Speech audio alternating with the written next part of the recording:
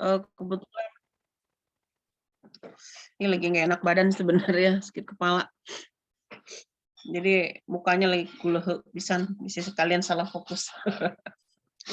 Nah, jadi ketika kalian berbicara tentang respiratory, artinya adalah tentang pernafasan, kalian membayangkan adalah pertukaran udara di dalam tubuh dengan udara dari luar tubuh. Artinya adalah udara dari dalam tubuh dengan atmosfer. Nah, ketika kalian membayangkan itu, organ yang berfungsi untuk pernafasan itu adalah mulai dari hidung. Hidung itu bahasa Latinnya adalah nasal, cavity adalah rongga. Jadi artinya adalah rongga hidung. Nah, organ utama untuk pernafasan itu rongga hidung.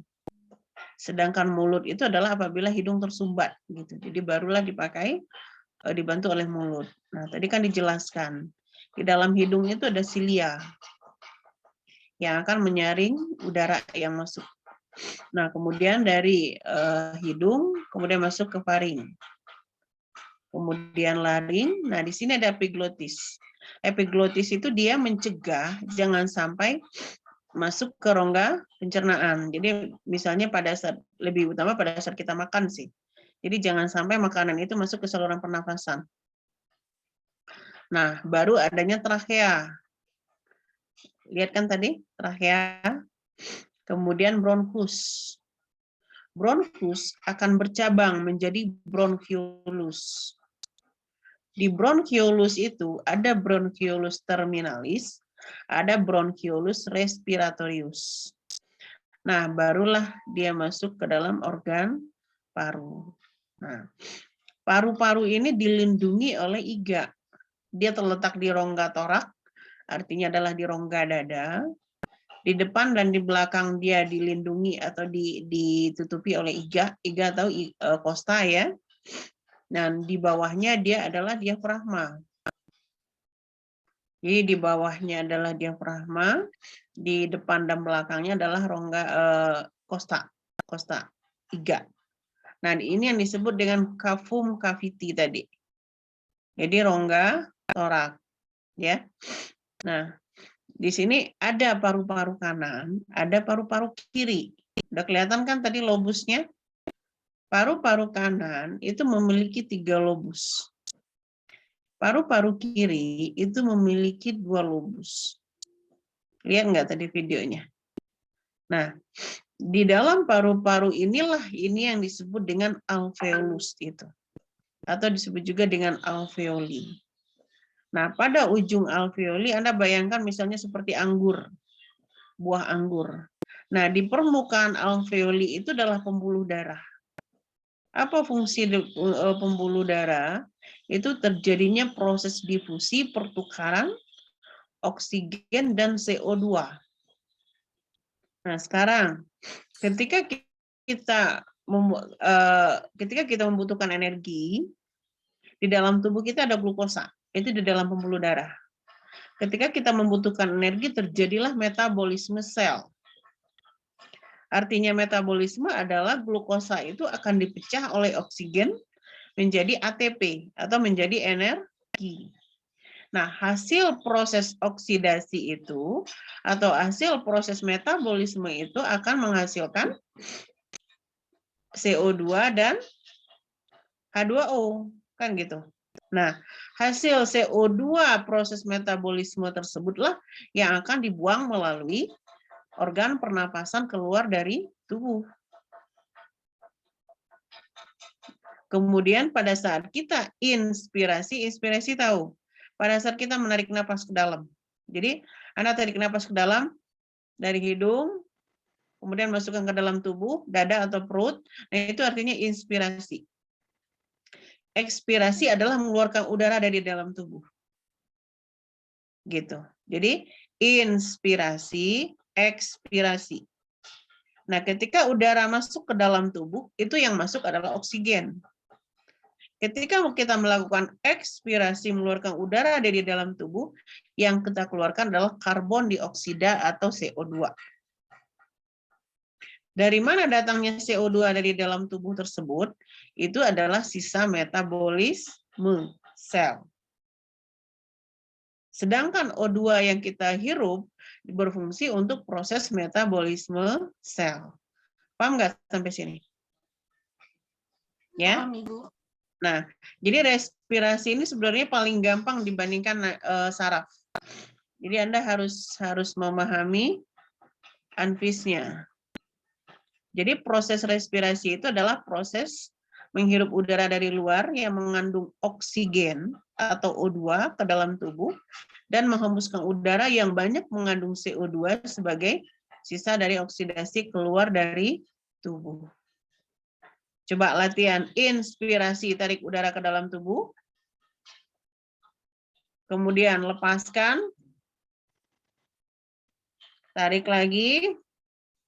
Lepaskan. Itu yang disebut dengan inspirasi, ekspirasi. Oke? Nah, dari mana datangnya CO2?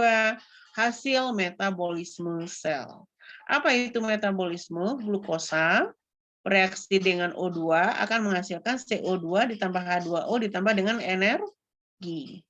Makanya ketika kita menghirupkan udara keluar dari tubuh, Anda coba pantulkan udara itu ke kaca. Berembun nggak? Berembun. Coba sekarang ada nggak kaca atau apa? Itu berembun. Kenapa dia berembun? Karena itu adalah sisa metabolisme adanya H2O di situ. Sedangkan energinya sudah Anda pakai. Gitu, ya.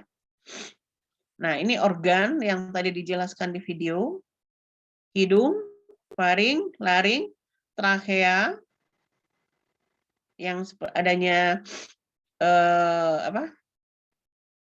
cincin, kemudian bronchus, bronchiolus, alveolus, atau alveoli. Alveolus inilah kalau diibaratkan seperti buah anggur, bulat-bulat. Nah, di permukaan alveolus ada pembuluh darah. Gitu, ya. Nah, kemudian fungsi respirasi itu adalah menyediakan oksigen, mengeluarkan CO2, mengatur konsentrasi ion hidrogen di dalam darah. Artinya adalah dia mengatur pH darah. Dengan cara apa dia mengatur? Apabila CO2 tinggi di dalam darah, maka kadar hidrogennya tinggi. Asamnya meningkat. Jadi tubuh kita tidak boleh pH-nya terlalu tinggi. Harusnya netral. Nah, inilah yang akan menyebabkan pernapasan asidosis atau asidosis respiratorik. Gitu ya. Kemudian mempertahankan diri dari mikroorganisme, menangkap dan melarutkan bekuan darah. Nah, struktur respirasi bagian atas itu ada rongga hidung, faring, dan struktur sekitarnya. Ya, ini. Nah, ini kafum nasal ya. Jadi rongga hidung, kemudian septum, bulu-bulu hidung, dan mukosa. Normal mukosa itu adalah merah muda. Tetapi ketika kita flu, itu akan merah dia. Terlihat kemerahan.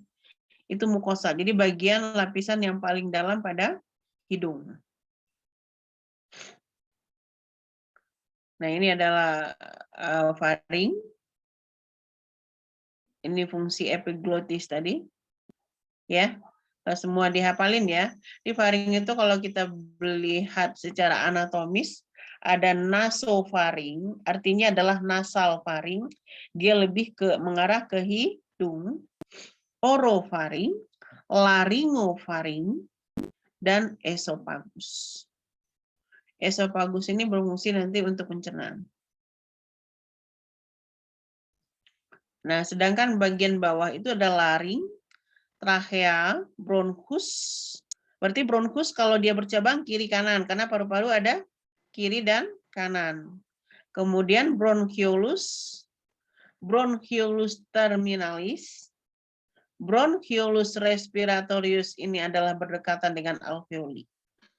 Jadi setelah bronchiolus respiratorius, itulah yang disebut dengan alveoli. Kemudian ada ductus atau saluran alveoli. Ya. Nah ini, kalau kita lihat dari sisi trachea. Nah ini disebut bronchiolus terminalis. nalis.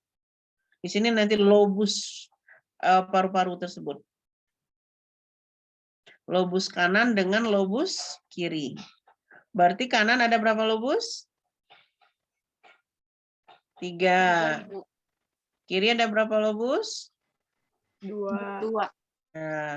Nah, inilah yang kita sebut dengan alveolus. Mirip dengan buah anggur? Mirip. Permukaan alveoli ini ada pembuluh darah. Ada vena, ada arteri. Disinilah terjadinya proses pertukaran itu. Oksigen dengan CO2. Nah, ketika oksigen masuk ke dalam pembuluh darah, cara dia bersirkulasi dengan pembuluh darah adalah berikatan dengan hemoglobin yang disebut dengan oksihemoglobin. Ya. Artinya adalah ketika dia berikatan dengan hemoglobin yang disebut dengan oksihemoglobin, dia akan bersirkulasi di dalam pembuluh darah. Dan akhirnya tujuan dia adalah menuju sel. Oke ya. Nah, ini kalau kita lihat dengan organ paru-paru. Nah, paru-paru sama dengan jantung. Lapisan pembungkus bagian luar paru-paru itu yang kita sebut dengan, itu adalah selaput. Atau bahasa di video tadi adalah membran. Atau sama dengan selaput. Itu yang kita sebut dengan pleura. Ya. Jadi pada selaput tipis yang membungkus paru-paru yang disebut dengan pleura tadi, ada pleura parietalis yang menempel ke rongga torak, ada pleura visceralis yang menempel ke paru-paru. Kalau jantung apa namanya? Perikardiak. Perikardiak atau perikardium. Kalau paru-paru namanya pleura. Pleura parietalis menempel ke rongga torak, pleura visceralis menempel ke paru-paru. Nah, di antara pleura parietalis dengan pleura visceralis tadi ada cairan. Gitu ya. Nah, cairan itu fungsinya adalah untuk menurunkan atau menjaga tekanan. Jadi ketika dia mengembang maksimal, dia tidak mengembang sampai paru-parunya pecah. Atau ketika dia mengempis, dia tidak mengempis kempes langsung gitu loh. Gitu. Jadi mempertahankan tekanan. Nah, pleura cavity. Nah, ini disebut dengan pleura cavity atau rongga pleura. Ya. Nah, ini yang menempel ke rongga torak. Nah, ini diafragma. Makanya kalau latihan olahraga itu kan ada pernafasan diafragma. Jadi ketika kita inspirasi, diafragma turun kan? Ketika kita ekspirasi, diafragma naik nggak? Naik. Coba latihan. Inspirasi, udara masuk ke dalam. Nah, diafragma bayangkan, pegang. Perut, coba masuk ke dalam perut. Nah, kan gitu. Kalau kita suka yoga nggak kalian? Kalau yoga itu kan dilatih tuh. Pernapasan perut, nggak boleh pernapasan dada. Ya, jadi pada saat inspirasi itu diafragma itu turun. Ekspirasi, diafragma itu naik. Gitu. Nah, berarti ini elastis nih. Yang gitu ya. Nah, hidung bronchiolus terminalis, kemudian di sini ada rongga mati disebutnya atau dead space. Dan dia tidak terlibat dalam proses inspirasi ekspirasi atau dia tidak terlibat dalam proses pernapasan. Nah, itu lebih kurang 150 cc. Kemudian dari bronchiolus respiratorius menuju ke alveoli ada disebut dengan zona respiratori. Otot-otot pernapasan yang berperan pada saat respirasi itu adalah diafragma dengan musculus intercostalis externa. Artinya adalah otot antar kosta, bagian luar. Betul? Coba napas, otot-otot dada bergerak nggak ketika napas? Bergerak. Jadi kalau kalian melihat pasien itu dadanya turun naik nggak? Coba lihat temennya, adiknya lagi napas. Turun naik nggak dadanya? Jangan lihat mukanya. Lihat dadanya. Kalau kalian lihat mukanya stres dia, gugup, akhirnya napasnya makin cepat. Gitu. Nah itu juga caranya melihat pasien. Jadi ketika kita melihat pasien masih bernapas, tidak lihat turun naik dadanya. Ya, apakah semakin cepat atau semakin lambat. Kalau kalian lihat mukanya kaget dia, kok saya dilihatin ya. Oke ya. Nah, kemudian otot pernapasan tambahan pada saat inspirasi, yaitu ada otot scalenus 100 anterior, otot sternocleidomastoideus. Nah, contoh, kalau kita coba, kalian sekarang napas nggak sih kondisi normal begini? Napas, Ibu. Ada yang nggak napas nggak? Alhamdulillah masih napas. Oke, sekarang dalam kondisi sesak, coba contohin. Apa ya organ yang bergerak? Otot yang bergerak apa saja yang berfungsi itu? Bahu turun naik? Coba. Ya. Otot dada turun naik? Ibu. Nah, itu yang disebut dengan otot pernapasan tambahan. Jadi ketika orang terlihat sesak napas, nah itu akan terlihat dia turun naik dadanya. Jadi bahunya, makanya pernah lihat pasien TBC? Kenapa baunya tinggi? Karena itu selalu dipakai sama mereka. Lama-lama kan jadi bahunya turun naik. Akhirnya dia akan terus naik, baunya tinggi gitu loh. Karena dia selalu sesak napas gitu. Ya. Nah, itu disebut dengan otot pernapasan tambahan. Kemudian pada saat kita expirasi, proses pasif oleh karena recoil paru. Jadi fungsi dari salah satu dari cairan pleura tadi, di situ juga ada cairan pelumas pada paru disebut dengan surfaktan. Surfaktan itu berfungsi dalam compliant dan recoil paru. Artinya apa? Pada saat paru mengembang, kemudian pada saat paru mengempes, dia tidak akan mengempes dengan maksimal. Contohnya adalah balon yang kalian lepaskan udara, kempes habis kan? Nah, paru-paru nggak seperti itu. Kalau paru-paru sudah sampai kempes habis, itu yang disebut dengan kolaps paru-paru. Gitu. Jadi paru-parunya kolaps. Kalau dia udah kolaps, dia nggak akan bisa maksimal lagi mengembangnya. Akhirnya yang terjadi pada pasien apa? Sesak napas. Gitu. Oke ya. Jadi fungsi dari surfaktan dibantu oleh cairan pada pleura adalah untuk proses compliant dan recoil paru. Nah, bila ekspirasi paksa itu yang bekerja ototnya adalah interkolastik eksternal dan otot-otot abdomen. Otot perut bekerja bekerja nggak pada saat pernapasan? Apabila terpaksa, coba kalian pada saat sesak napas. Kerja kan? Akhirnya yang terjadi apa pada pasien itu? Kok capek ya perut saya? Gitu. Kok otot perut saya pegel ya pada saat kalian sesak napas. Kalau yang punya asma tuh kerasa banget sama dia. Gimana sesak napas susah gitu. Nah, asma itu bukan kesalahannya bukan pada alveolinya, tapi pada bronkusnya. Jadi pada bronkus itu saya asma ya contohnya.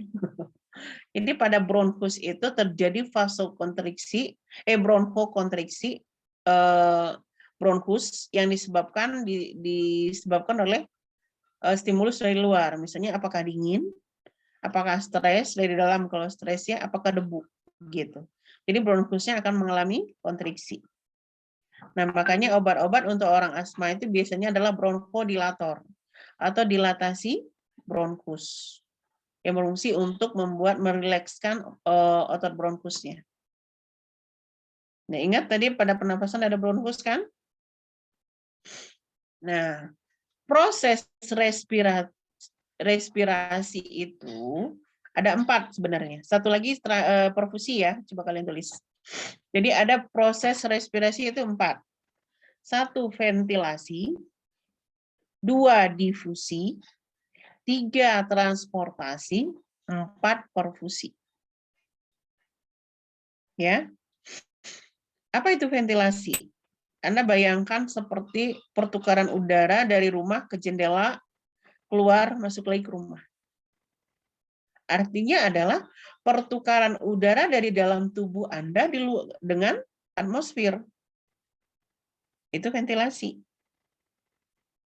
Nah, kalau proses ventilasi itu, organ yang langsung berhubungan apa? Hidung. Kan gitu? Iya kan? Nah, apabila hidung tersumbat, atau ada misalnya sekret pada bronkus, tahu sekret? Lendir, atau dahak, artinya ventilasinya terganggu enggak? Terganggu, kan gitu. Nah, yang kedua difusi. Apa itu difusi? Adalah proses pertukaran oksigen dan CO2 di alveoli. Gitu. Jadi kalau alveolinya rusak, misalnya pada pasien TBC atau pada pasien kanker paru, artinya difusi oksigen dan CO2-nya tidak terjadi di situ. Kalau tidak terjadi difusi oksigen dan CO2 di alveoli, tekanan oksigen di dalam tubuh meningkat apa menurun? Ayo. Saya tanya ulang. Difusi adalah proses pertukaran oksigen dengan CO2, ya kan? Antara pembuluh darah dengan alveoli. Nah, oksigen yang ada di alveoli pindah ke dalam pembuluh darah, berikatan dengan hemoglobin, membentuk oksihemoglobin sehingga dia bersirkulasi di dalam tubuh.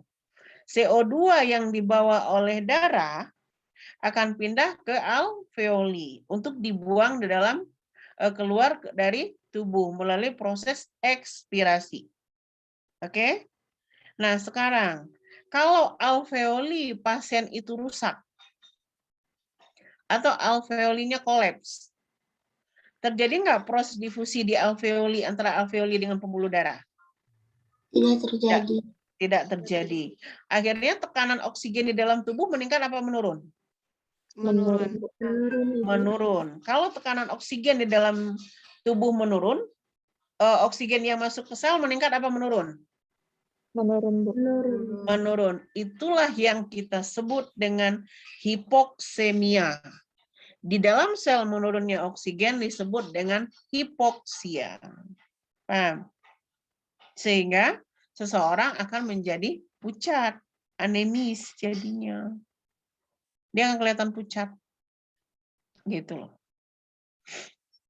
Nah, apa kompensasi tubuh itu kan selalu homeostasis. Dia selalu akan menyeimbangkan, membuat tubuh kita seimbang, gitu kan? Apa kompensasi tubuh dengan terjadinya hipoksia dan hipoksemia tersebut? Sehingga kita akan inspirasi maksimal di situ. Anda akan berusaha menarik oksigen sebanyak-banyaknya. Disitulah otot pernapasan tambahan akan bekerja. Contohnya kapan? Pada saat Anda lari 50 meter aja. Anda terengah-engah nggak? Terengah-engah. Berartinya adalah oksigen banyak dipakai oleh sel untuk proses metabolisme. Sehingga kita kekurangan oksigen dalam tubuh. Tubuh akan berusaha mengambil oksigen sebanyak-banyaknya dengan pernapasan yang meningkat. Gitu. Paham? Paham ya? Nah, sekarang ketika oksigen berikatan dengan hemoglobin dalam bentuk oksihemoglobin, dia akan bersirkulasi di dalam tubuh yang disebut dengan transportasi oksigen dan CO2. Siapa yang membawa? Di dalam video tadi dia menyebut RBC. RBC itu adalah red blood cell atau sel darah merah. Ya. Di dalam sel darah merah ada hemoglobin. Artinya adalah oksigen berikatan dengan hemoglobin dan dibawa oleh sel darah merah bersirkulasi di dalam tubuh kita. Ingat jantung kemarin? Ketika oksigen yang sudah masuk ke dalam sel darah merah akan dibawa ke jantung kiri apa kanan? Kiri apa kanan yang banyak oksigen? Kiri. Lupa. Kiri. Kemudian dipompa oleh jantung kiri ke seluruh Tubuh. gitu. Nyambung kan ilmunya? Berarti oksigen ke jantung. Kemudian hasil sisa metabolisme CO2 akan dibawa menuju jantung kanan melalui pembuluh darah vena cava. Dipompa oleh jantung kanan menuju ke paru-paru. Di paru-paru akan terjadi proses respirasi, inspirasi, ekspirasi, pertukaran oksigen dengan pertukaran CO2 dengan oksigen. Dibawa lagi oleh pembuluh darah ke jantung, dipompa lagi oleh jantung ke seluruh tubuh. Di dalam tubuh terjadi proses. Nah, ketika dia masuk ke sel, oksigen tersebut masuk ke sel, disitulah terjadinya proses perfusi jaringan. Perpindahan oksigen dari pembuluh darah ke sel. Ya. Itu yang disebut dengan perfusi jaringan. Perfusi sel, perfusi oksigen. Nah, kalau oksigen di dalam darah rendah, artinya oksigen yang masuk ke sel menurun. Perfusi jaringan terganggu. Nah, apa yang terlihat pada tubuh kita, pada kulit kita? Pucat. Begitu. Paham sampai sini? Sederhana kan? Enggak paham yang keterlaluan itu. Lihat video lagi. Ya. Nah, ini proses inspirasi. Bagaimana proses inspirasi? Impuls saraf. Berarti saraf juga berperan kan di sini? Akan menstimulus otot inspirasi kontraksi, rongga dada mengembang, tekanan intrapleura menurun, tekanan transpulmonali membesar, paru-paru mengembang, tekanan alveoli, kemudian udara masuk. Coba tes inspirasi, benar nggak dada Anda mengembang? Tarik nafas ke dalam, pegang dada. Mengembang? Mengembang. Nah, ini disebut dengan proses inspirasi.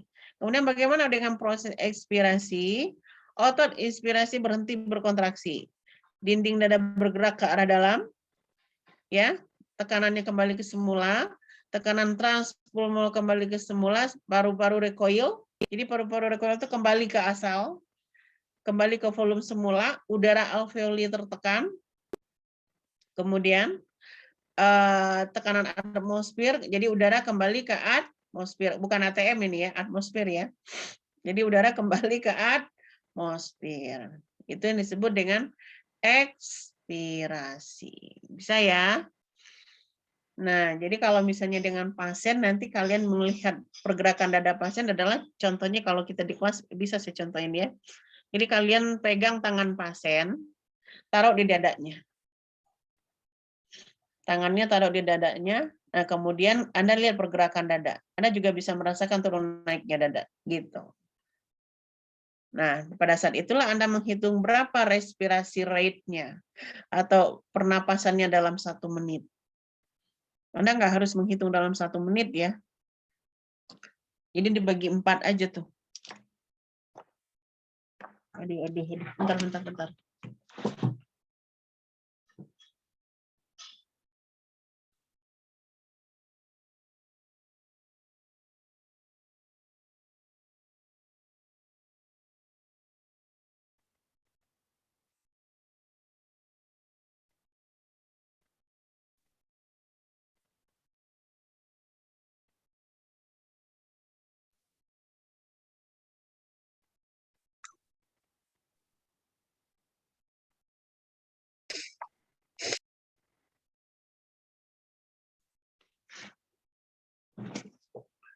Oke, lanjut. Nah, Compliant adalah kemampuan pengembangan torak dan paru. Setiap penambahan volume paru. Untuk setiap unit penambahan tekanan udara di dalam alveoli ya. Nah, kalau rumusnya seperti ini nih. Alveoli ini tekanan transpulmonal. Nah, ini tegangan permukaan paru.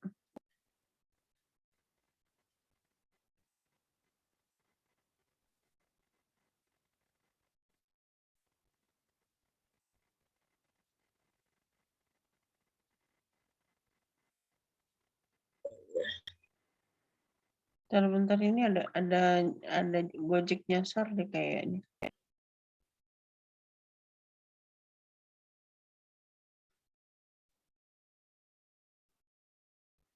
Nah, terus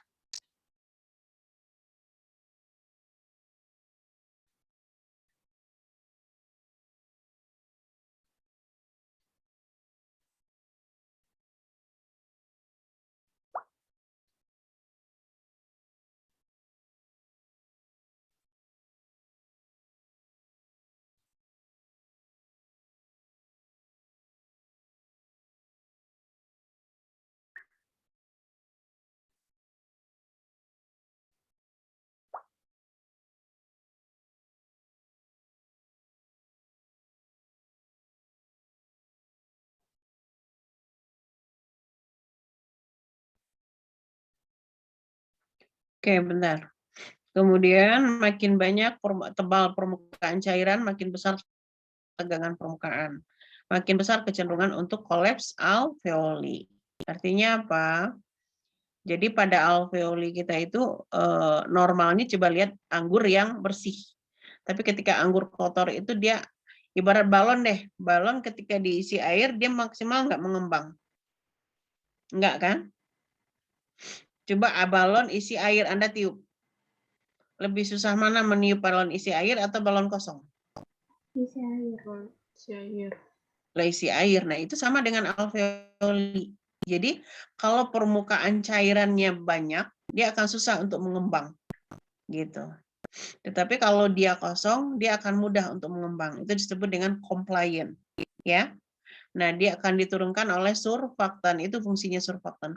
Surfaktan itu semacam pelumas, cairan pelumas pada permukaan alveoli atau permukaan paru. Ya.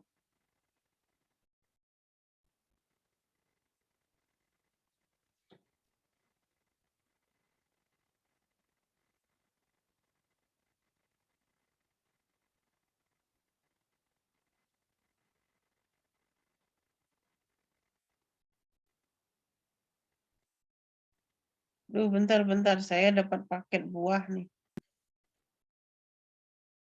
Gojek tuh kadang-kadang tidak cerdas membaca map ya.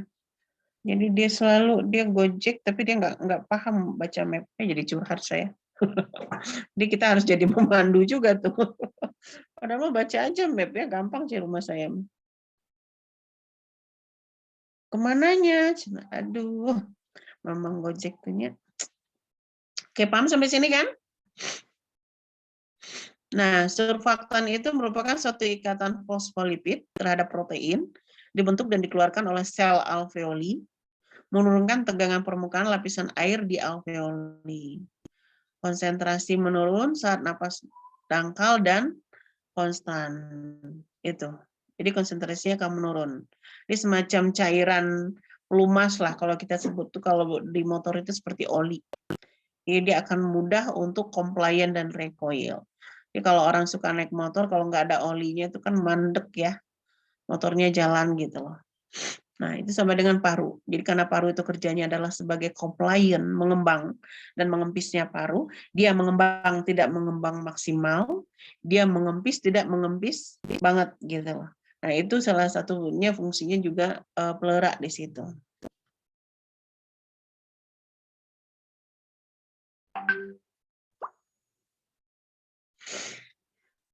Oke, bentar. Kalian ini dulu, baca dulu ini ya. Saya cek dulu itu memang Gojek itu. Oh, ini dia. Mending ngerjain pisannya.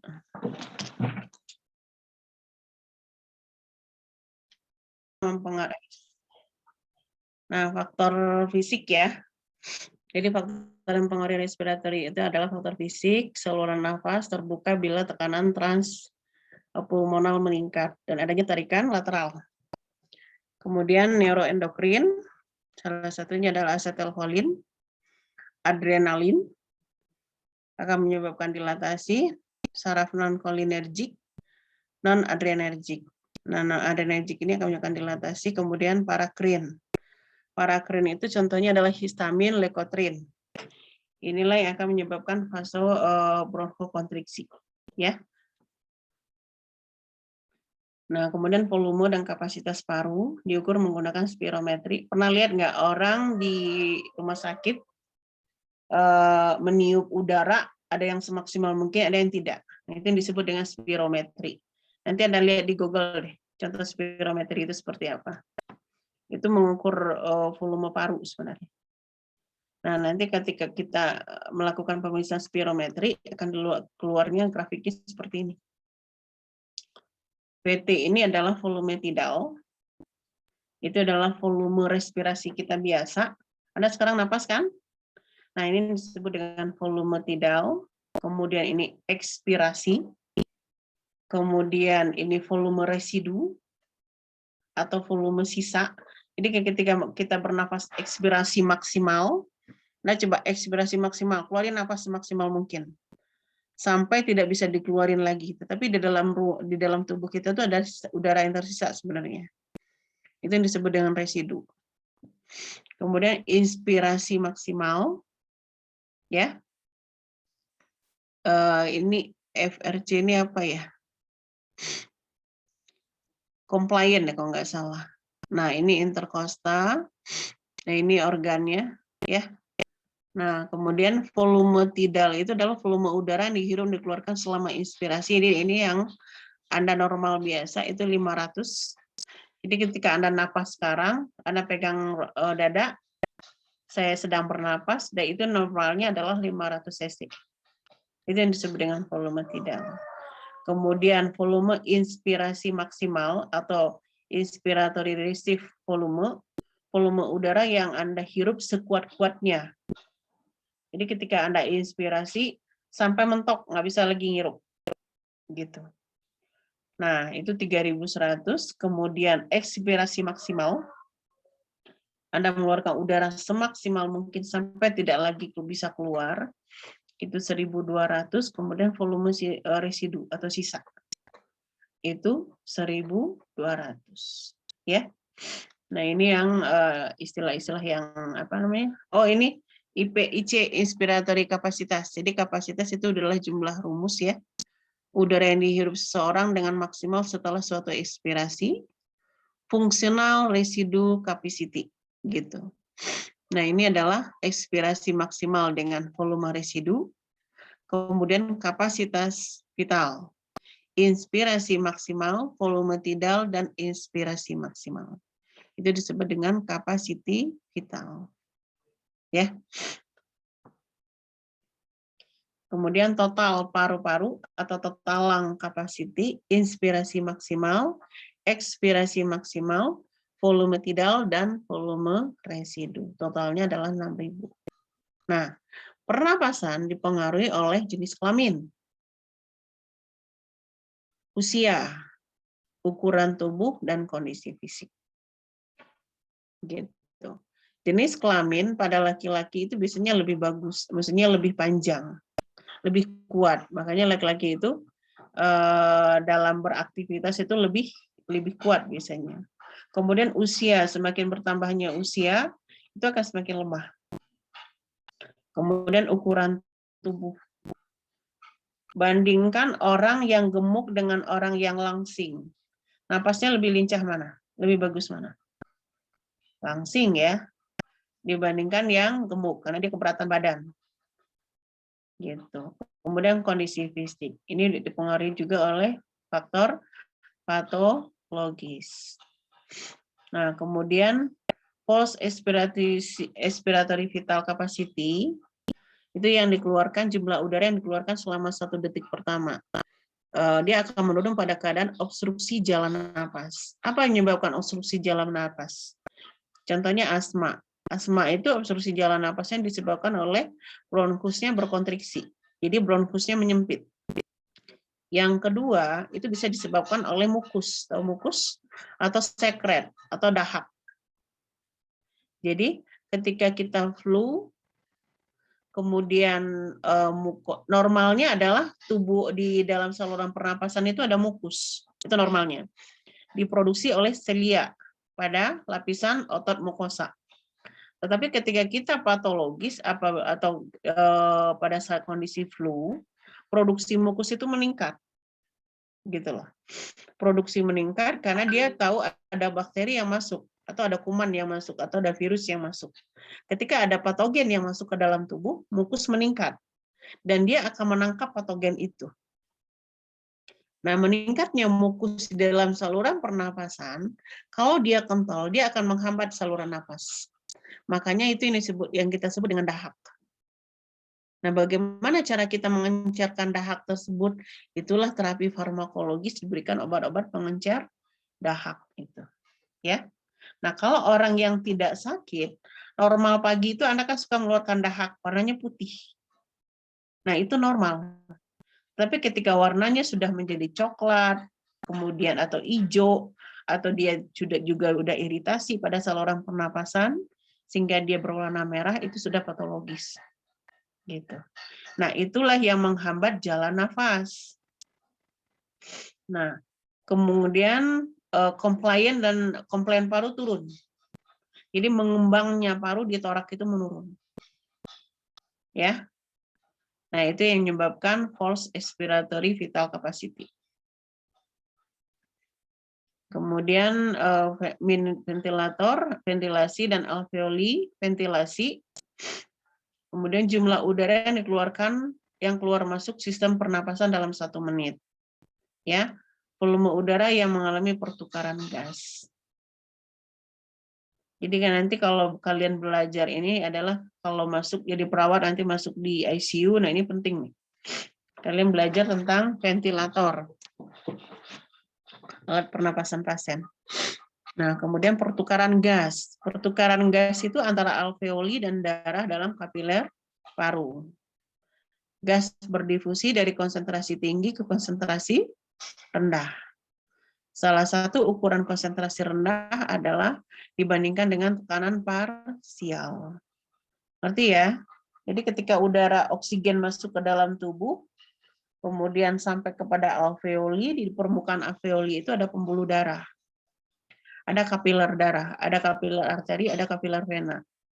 Nah, disitulah terjadinya perpindahan atau difusi oksigen yang banyak oksigen yang berasal dari atmosfer pada alveoli masuk ke dalam kapiler darah.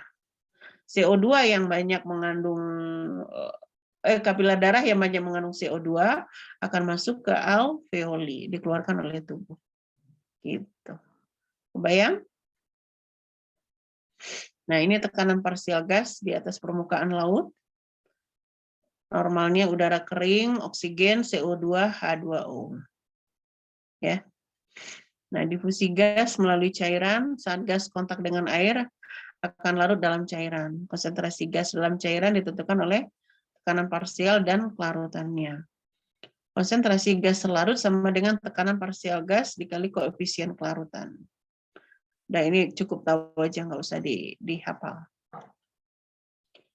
Nah, yang mempengaruhi difusi gas pada membran respirasi. Ketebalan membran, artinya adalah ketebalan alveoli. Koefisien difusi, luas permukaan membran dan perbedaan tekanan parsial. Nah, kemampuan membran respirasi dalam pertukaran gas antara alveoli dengan kapiler paru.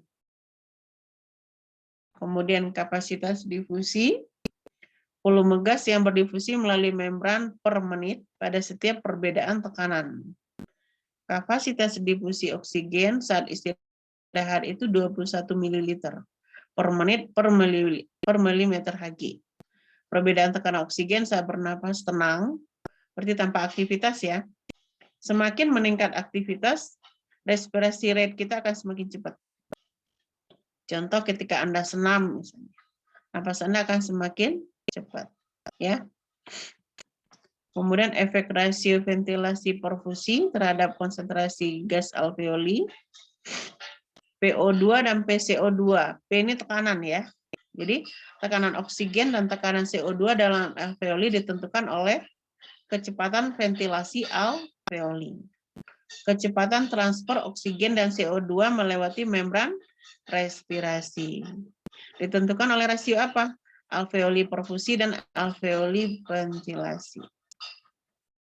Ya. Nah, ini saat kita kerja, kapasitas difusi meningkat. Saat kita diam, itu normal. Saat kita kerja, baru dia meningkat. Apakah kita jalan kaki, apakah kita beres-beres rumah, apakah kita olahraga, gitu. Nah, meningkat kapiler yang aktif, dilatasi kapiler meningkat, meluas. Jadi permukaannya semakin luas, ya. Ketika dilatasi kapiler. Nah, saat istirahat untuk CO2 400, saat kerja adalah 12.000. Kapasitas difusi. Kenapa dia meningkat? Karena ketika kita aktivitas atau kita kerja, metabolisme meningkat nggak? Metabolisme meningkat. Kalau metabolisme meningkat, CO2 meningkat. Sehingga CO2 pada saat kerja, itu kapasitas difusinya meningkat. Gitu. Nah, kalau dinyatakan secara kuantitatif seperti ini, ya. Kemudian transportasi oksigen dan CO2 itu dibantu oleh hemoglobin sel darah merah. 97-98,5% oksigen berikatan dengan Hb. Sisanya larut dalam plasma. Berdifusi ke dalam jaringan, CO2 dari jaringan, kemudian ke alveoli. 5-7% larut dalam plasma. 23-30% berikatan dengan hemoglobin. 65-70% dalam bentuk HCO3 karbonat. Ya. Jadi dia akan berikatan dengan hemoglobin atau Hb. Gradasi difusi oksigen, PO2 alveoli, PO2 kapiler paru. Darah mengalir melewati kapiler paru. Nah, kemudian interstitial. Ya. Interstitial tahu PO2 jaringan, PO2 interstitial. Ruang antar sel. Ini tekanannya. Ini tekanan oksigen di alveoli berapa? Tekanan oksigen di kapiler paru 40. Nah, darah mengalir melewati kapiler paru, kemudian PO2 yang meninggalkan paru 100 mm Hg karena shunt dengan bronchiolus. Sehingga PO2 jaringan 100. PO2 interstitial 20-40. Nah, kemudian gradasi difusi CO2. Ini cukup tahu, nggak usah dihafal ya. Kalian kan nggak di ICU kan? Nah, ini pH yang saya bilang tadi, derajat Ka saman. Oksigen yang terikat dengan hemoglobin, kemudian berikatan dengan protein Hb. Afinitas Hb terhadap oksigen turun. pH meningkat, afinitas Hb terhadap oksigen meningkat. Ya. Kemudian efek pH terhadap disosiasi oksigen Hb adalah efek Bohr. Efek PCO2 meningkat, afinitas Hb menurun terhadap oksigen. Artinya adalah tarikan Hb terhadap oksigen menurun karena efek CO2 terhadap pH. CO2 ditambah H2O menjadi H2CO3, H plus dikeluarkan, HCO3 min. Masih ingat reaksi kimia seperti ini? Jadi CO2 meningkat, H plus meningkat. Kalau H plus meningkat, tubuh akan semakin asam. Gitu. Ya. Suhu meningkat, ikatan Hb dengan oksigen menurun. Suhu menurun, oksigen lepas Hb menurun. Saat istirahat, oksigen ditransfer ke jaringan. Saat olahraga meningkatnya 15 kali karena CO2 yang dilepas 3 kali. Karbon monoksida sehingga meningkat transfer oksigen 5 kali. Gitu. Jadi afinitas hemoglobin terhadap gas itu yang paling kuat adalah karbon monoksida sebenarnya. Karbon monoksida, karbon dioksida, baru oksigen. Jadi kalau kita mengalami polusi udara di dalam tubuh, di atmosfer, artinya karbon monoksidanya meningkat, maka hemoglobin akan lebih dulu berikatan dengan karbon monoksida dibandingkan dengan oksigen. Gitu ya. Oke, ini udah sampai fetus ya. Oke, sampai sini aja. Pengaturan respirasi. Pusat respirasi masih ingat medula oblongata dan pons otak? Ya. Area di medula oblongata yaitu inspiratory area dan expiratory area. Pons itu pneumotaxis area dan apneustic area. Apne itu adalah area tidak adanya napas. Ini apne itu henti napas. Ya. Kemudian di pons itu ada pneumotaxis area. Nah, jadi ketika orang mengalami gangguan pernapasan tiba-tiba napasnya berhenti, berarti di ponsnya yang bermasalah. Ponsnya yang mengatur itu. Tiba-tiba terjadinya apne atau apneustic area. Kemudian medulari ritmisasi atau irama medularinya mengatur irama dasar respirasi. Impuls dari inspirasi area, otot-otot inspirasi melalui nervus phrenicus, diafragma, nervus intercostalis, otot di interkostal. Kemudian inspirasi normal dan tenang, expirasi area inaktif. Ya. Nah, ini pneumotaxis area, apneustic area. Pengaturan pusat pernapasan, ingat kemarin korteks, area otak cerebrum, mengatur pola respirasi. Kimianya, sentral kemoreseptor adalah medula oblongata.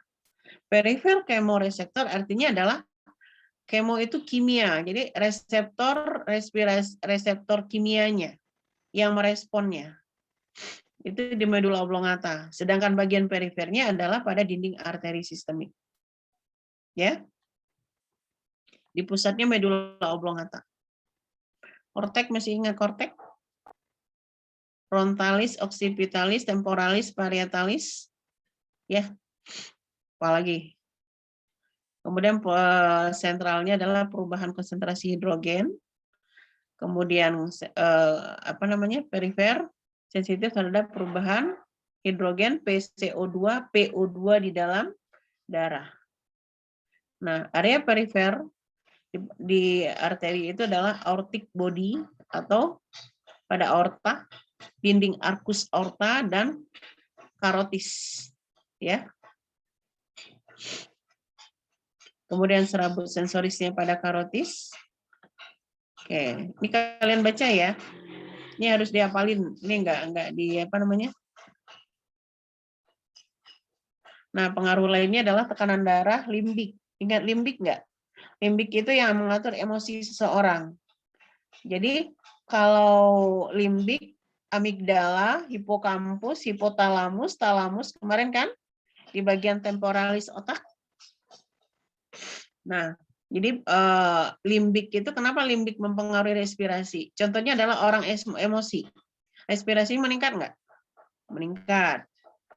Kemudian orang stres atau depresi misalnya. Jadi bisa dipengaruhi enggak respirasi oleh area otak bagian limbik? Bisa. Kemudian suhu. Nyeri. Semakin nyeri seseorang, respirasi rate-nya meningkat apa menurun? Meningkat. Dia akan ngos-ngosan. Kemudian peregangan otot. Sphincter ani, atau sphincter ani pada anus. Ya. Jadi pada saat orang BAB gitu. Peregangan otot pada orang BAB. Henti napas nggak sempat? Coba Anda ngeden. Berhenti nggak napas? Huh. Nah, gitulah. Itu adalah peregangan otot sphincter ani. Kemudian iritasi saluran nafas, ya. Nah, mekanisme pertahanan sistem respirasi itu silia, mukus, batuk, dan bersin. Oke ya, hipoksia, anemia hipoksia, stagnan hipoksia, histotoksik hipoksia. Nah, saya ingin memutar lagi video yang tadi. Saya sudah jelaskan sedikit ke Anda tuh. Anda pahami sampai prosesnya.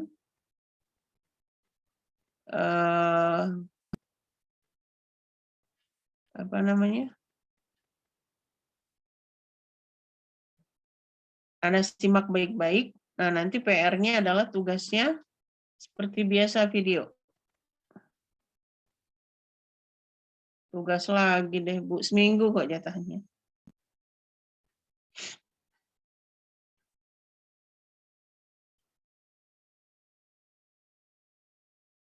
The major function of the respiratory system. The major function of the respiratory system is to exchange oxygen and carbon dioxide between the body. The gas exchange process takes place in the respiratory division within the lungs. The rest of the respiratory tract, the nose, pharynx, larynx, trachea, bronchi, and bronchioles, essentially serve as passageways for air to flow in and out of the lungs and constitute the conducting division. The nasal cavity is lined with a ciliated mucous membrane. The sticky mucus traps inhaled particles, while the beating of cilia drives debris-laden mucus toward the throat to be swallowed. Inhaled bacteria are destroyed by lysozyme in the mucus. Additional protection against potential pathogens is provided by lymphocytes and antibodies. There are 3 folds of tissue arising from the wall of the nasal cavity, called nasal conchae or turbinates. These structures serve to increase the contact surface with inhaled air, enabling the nose to rapidly warm, moisten, and cleanse it. The roof of the nasal cavity has olfactory nerve cells in its lining and is responsible for the sense of smell. From the nose, inhaled air turns 90 degrees downward as it reaches the pharynx. This turn is another trap for large dust particles, which, because of their inertia, crash into the posterior wall of the throat and stick to the mucosa. The pharynx houses several tonsils. These immunocompetent tissues of the immune system are well positioned to respond to inhaled pathogens. In addition to inhaled air, which is on its way to the lungs, the pharynx also passes food and drink from the mouth to the esophagus.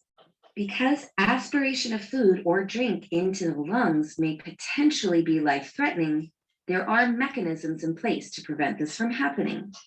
The larynx is most critical in this regard. The opening of the larynx is guarded by a tissue flap called the epiglottis. During swallowing, the larynx is pulled up and the epiglottis flips over, directing food and drink to the esophagus. More importantly, the vocal folds also close to protect the airway. From the larynx, air passes to the trachea, the windpipe, which then splits into 2 primary bronchi, supplying the 2 lungs. In the lungs, primary bronchi branch into smaller and smaller bronchi and bronchioles, forming the bronchial tree with millions of air tubes or airways. The airways have a layer of smooth muscle in their wall, which enables them to constrict or dilate. In response to the body's higher demand for air, such as during exercise, the airways dilate to increase airflow. On the other hand, in the presence of pollutants in the air, the airways constrict to minimize their entry to the lungs. The larynx, trachea, and bronchial tree are lined with ciliated columnar epithelium, which produces mucus and functions as a mucociliary escalator.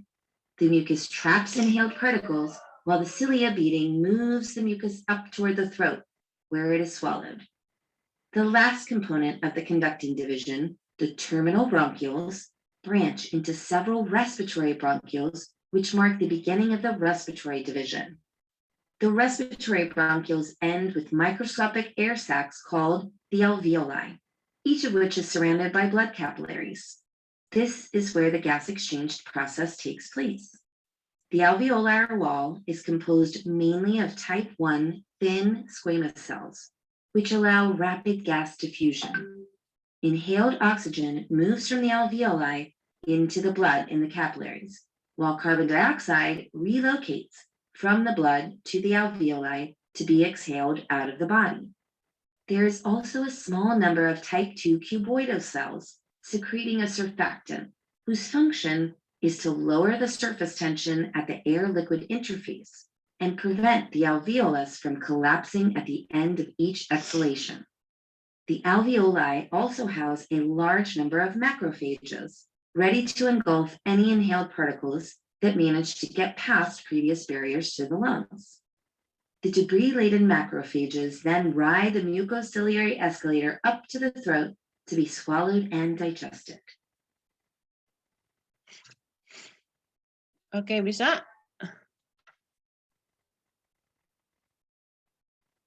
Mau linknya nggak? Saya masukin di chat ya. Iya, Ibu.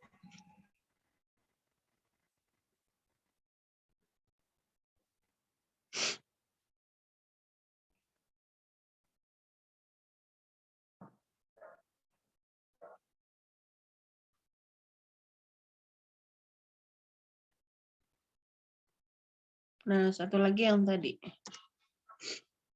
Ini direct message dari. Aduh, sorry.